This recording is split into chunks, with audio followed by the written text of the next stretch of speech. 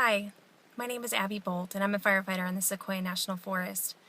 I've been traveling around a lot the last few weeks trying to share a newfound passion of mine for fire prevention, and I've been reaching out to friends and reaching out to coworkers and just telling them now why all of a sudden I feel so compelled to work to prevent wildfires. And I was driving around today, and I'm in the middle of nowhere on a dirt road, and I just thought, you know what, I'm gonna make them a video to send to my friends that work with us, and so that they understand, and I can't get that face-to-face contact with them, so I just want to tell you guys. About, I don't know, it's been a little over 3 weeks now, I got a call from the regional office to be a part of this wildfire prevention program called One Less Spark, One Less Wildfire. And I didn't really know anything about it, and got a phone call from Arlen Cravens. He told me a little bit and just said that he needed somebody with my energy and my focus and drive to come up there and help him out. I couldn't say no. I was really excited. It was the coolest thing probably I had ever been a part of in my career. I could see that, and I couldn't wait to get up to the RO in Sacramento and really get it started and find out what it was all about. So I was packing my bags, preparing my office, and as I was writing the emails to my employees to just kind of line out the next couple of weeks, I got a text message, and the text message said, "I'm sorry." And then I started getting more text messages. They just started rolling in, and people were saying like, "Oh no, I can't believe it." And then finally the one started rolling in to where I could understand what was happening, because it was all of my friends from the Southwest, from Prescott. And they just kept sending me like I knew what they were talking about, but I didn't. And then when they finally, the text started telling me that all 19 of Granite Mountain was gone, it started to click in me what had happened. And all I could do was just cry no, and all the text message I could send out was just no, no. I think we're all going to remember where we were that day when we heard it. And so that was just within like a half an hour of when I talked to the deputy director about helping up with the prevention cause. So I texted him and asked him, have you heard about this? And he hadn't heard of it yet. And I told him about it.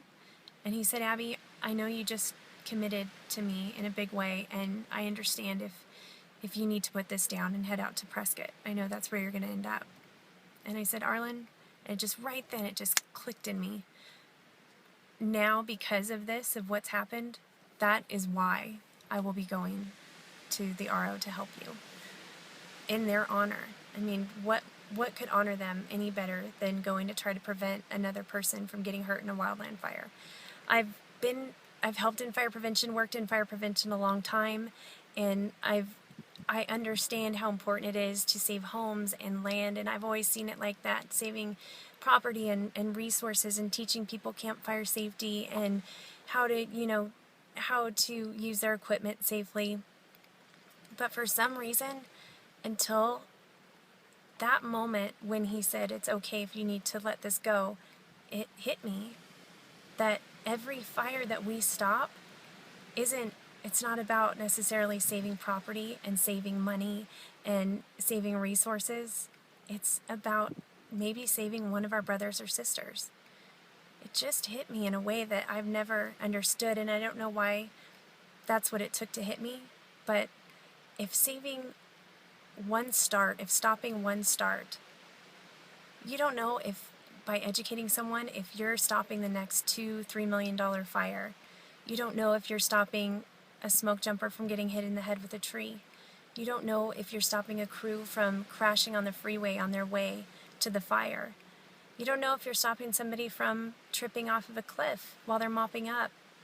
You'll never really know, because if you reach out and you help us, and you help all the firefighters help each other in fire prevention, and you can educate one person, that's what you might have stopped. The one person that you stop and just say, "Hey, don't do that. That's not how you're supposed to be, towing your trailer or cutting your weeds." It takes all of us. And for some reason, it's just finally clicked in me like never before. And I have a passion for it.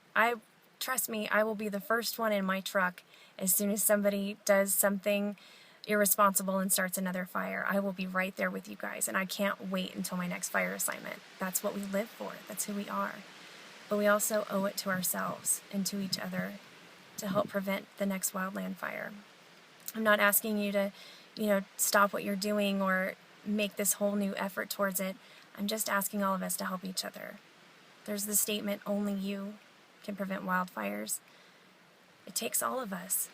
You don't have to be a prevention person to educate someone or to share some literature with them or to stop at the gas station and just, if you see their tow chains too far on the ground, just tell them. Say, hey, did you know that could start a wildland fire? They probably had no idea. People have the best intentions. Usually they're just trying to clear their land so that they don't get burned by a fire, so that their home is saved. They usually have great intention. It just takes us to share that with them.